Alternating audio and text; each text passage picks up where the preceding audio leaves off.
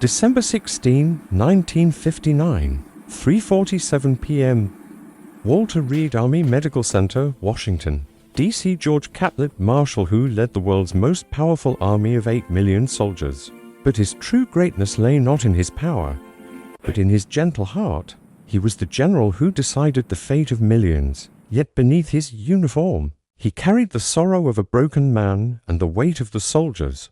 He himself had sent into the fires of war. The rain falls in sheets against the hospital window. A relentless drumming that sounds almost like distant artillery, almost like the rhythm of boots marching through French mud 40 years ago. George Catlett Marshall lies motionless beneath starched white sheets, his eyes fixed on that grey December sky, and somewhere in the corridors of his fading consciousness, he hears it again. Not the rain, something older. The creak of a screen door in Uniontown, Pennsylvania, swinging open on a summer evening in 1885. His mother's voice calling him inside for supper.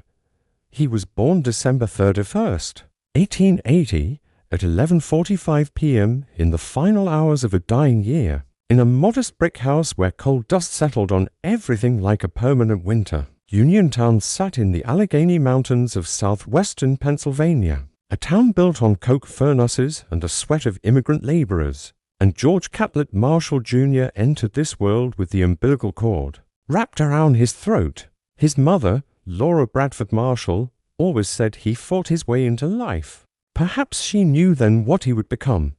His father, George Sr., was a prosperous coke producer whose business would slowly collapse throughout George's childhood. Teaching the boy his first lesson about empires, they fall. The family watched their wealth evaporate like morning frost, and young George learned to carry silence like a shield. He was not brilliant in school.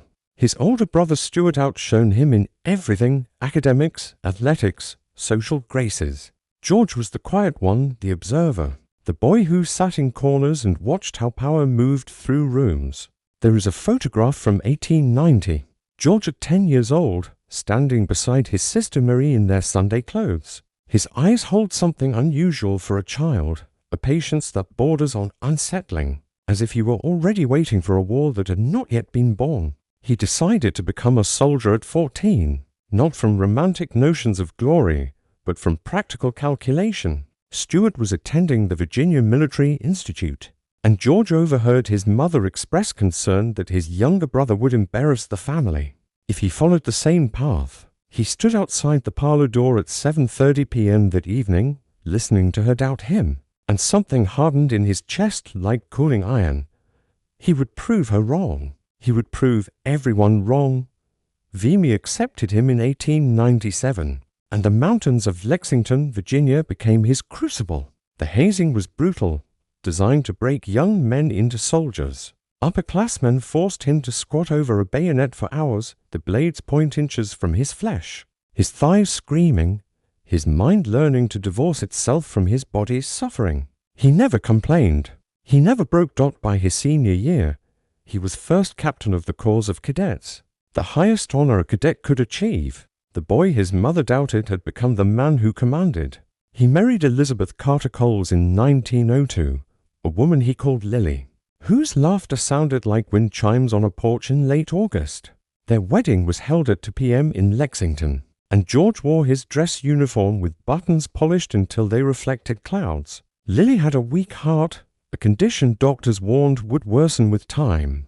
But George believed love could out-muscle biology. He was wrong, but he would not know this for years.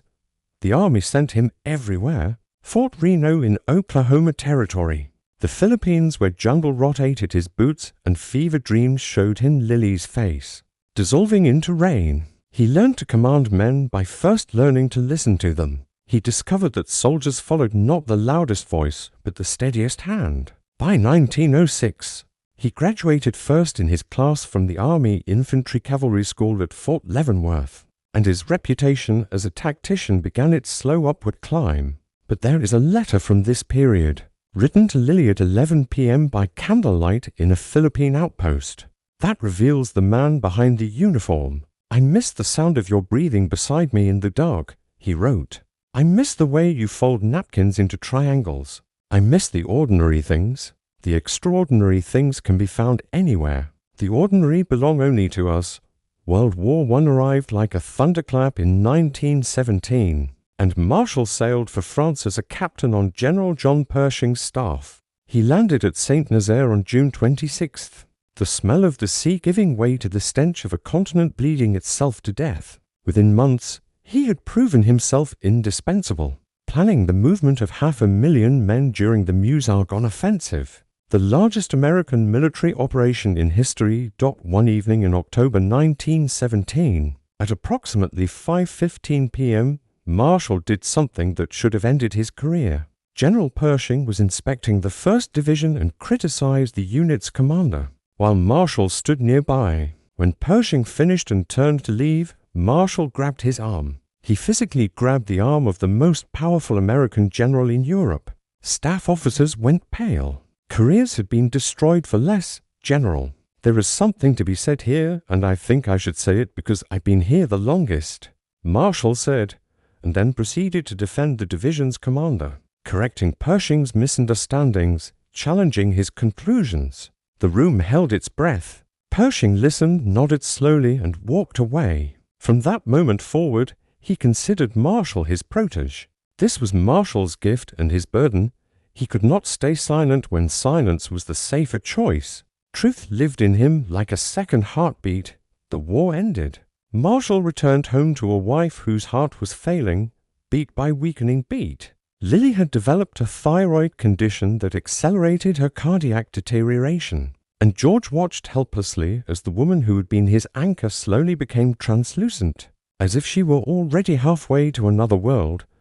She died on September 15th, 1927, at 6:20 a.m. while George held her hand. Her last word was his name, or perhaps it was just a breath that sounded like his name, and he chose to believe. He kept her hairbrush on his dresser for years afterward, strands of her auburn hair still caught in its bristles, a relic of ordinary love in a life that would become anything but ordinary.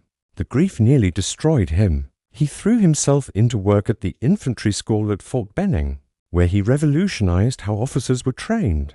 He rejected the rigid doctrines of the past, teaching young officers to think under chaos, to improvise when plans collapsed. Among his students were men who would become legends: Omar Bradley, Joseph Stilwell, Matthew Ridgway. He was planting seeds for a war he sensed was coming. In 1930, he married Catherine Tupper Brown, a widow with 3 children who had lost her first husband to a heart attack. Their courtship was brief and practical, to people who understood loss, finding utility in companionship. Catherine gave him a family he had never had with Lily. She also gave him something harder to name: permission to be human. When the world demanded he be a monument. September 1st, 1939, for 30 a.m., German tanks crossed into Poland, and the world George Marshall had spent decades preparing for finally arrived. That same day, President Franklin Roosevelt appointed him Army Chief of Staff. He inherited an army of 174,000 men, smaller than Portugal's, equipped with obsolete weapons and no clear doctrine for modern war. By 1945, he had built that army into the most powerful military force in human history. 8 million soldiers spread across 2 oceans, and he had done it through an act of will that bordered on supernatural. He worked 18-hour days, arriving at his office at 7:30 a.m. and rarely leaving before midnight. He refused to keep a diary because he feared it would temper his honesty. He never raised his voice, never cursed, never drank, and never visited the front lines because he believed his place was in Washington, managing the global chessboard. Winston Churchill called him the true organizer of victory. But what did victory cost the man himself? There is a story from December 1944, during the Battle of the Bulge, when American forces were being slaughtered in the Ardennes forest. Marshall received casualty reports at 2 a.m., lists of names that went on for pages, and his aide found him standing at his office window, staring at nothing. "Sir," the aide asked. Marshall did not turn around. "I sent those boys," he said quietly. "Every single one. I signed the orders. I chose the generals. I approved the plans." He paused. "Do you know what keeps me awake? Not the ones who died, the ones who are dying right now at this exact moment, and I cannot help them. The war ended in August 1945, and Marshall resigned as Chief of Staff, believing his duty complete. He was 65 years old, exhausted to his marrow, and he wanted nothing more than to sit on his porch in Leesburg, Virginia, and listen to Catherine read poetry aloud. He wanted to grow tomatoes. He wanted silence. President Truman had other plans. In January 1947, Marshall became Secretary of State, and within months, he unveiled the European Recovery Program, which history would call the Marshall Plan. Standing before Harvard's graduating class on June 5, 1947, at 2:45 p.m., he spoke for only 12 minutes, his voice flat and unremarkable, proposing that America rebuild its former enemies, that compassion could be strategic, that the victors had an obligation to ensure the vanquished did not starve. It was the most expensive act of generosity in human history. $13 billion poured into Europe's shattered economies, and it worked. Western Europe recovered. Democracy stabilized. The Soviet advance was contained without a shot being fired. In 1953, Marshall became the only career soldier ever awarded the Nobel Peace Prize. But the man behind the medals was crumbling. He served as Secretary of Defense during the Korean War, watching another generation of young men die in another frozen hell. And this time his body rebelled. He suffered a kidney operation in 1948. His hands trembled. His memory flickered like a dying bulb. Senator Joseph McCarthy accused him of treason on the Senate floor in 1951, calling him part of a conspiracy so immense and an infamy so black as to dwarf any previous venture. In the history of man, Marshall sat in his Leesburg study that evening at 8 p.m., and Catherine found him rereading McCarthy's speech. He believes it, Marshall said. That's what frightens me. He actually believes it. He never defended himself. He believed the record would speak in time. He believed truth was patient. His final years were quiet and diminishing. He suffered a stroke in 1958 that stole his ability to walk without assistance. He sat in his garden when weather permitted, watching birds he could no longer name, listening to a world that was moving beyond him. Catherine read him letters from old soldiers, men who had served under his command decades earlier, thanking him for their lives. December 16, 1959, 3:47 p.m. Walter Reed Army Medical Center. The rain continues its drumming, and George Marshall's breath comes in shallow waves. Catherine sits beside him, holding his hand the way he once held Lily's. His eyes are open but focused on something beyond the room. Perhaps the mountains of Lexington, perhaps the mud of France, perhaps the screen door in Uniontown swinging open on a summer evening 80 years gone. At 4:15 p.m., he stops breathing. The nation mourned a hero. Winston Churchill wept. Eisenhower called him the greatest American of his generation. But in the Leesburg house, Catherine found something that the eulogies would never mention. In his desk drawer, beneath official papers and military decorations, lay a small envelope, and inside the envelope, a lock of auburn hair. Lily's hair! He had kept it for 32 years. The man who rebuilt Europe, who commanded millions, who stood before presidents and kings without flinching, had carried a dead woman's hair against his heart for 3 decades. The inheritance of grief, the artifact of an ordinary love that outlasted everything extraordinary he ever accomplished.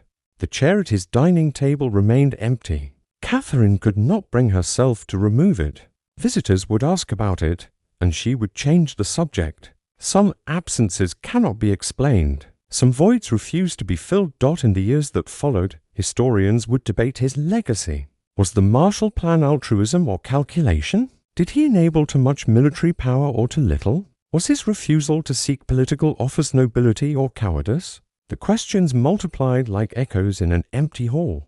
But there is one question that haunts more than the others. One question that the archives cannot answer. One question that lingers in the silence between facts in that final moment. At 4:15 p.m., as George Catlett Marshall's heart stopped beating, whose voice did he hear calling him home? Was it Lily, whispering his name from 32 years in the past? Or was it the collective murmur of all those young men, the ones whose deaths he ordered, the ones whose bodies fertilized the fields of France and the frozen hills of Korea, finally welcoming their general into whatever comes next? The rain continues to fall, a relentless drumming that sounds almost like distant artillery, almost like the rhythm of boots marching through French mud, almost like a mother's voice calling her son inside for supper. The screen door swings closed.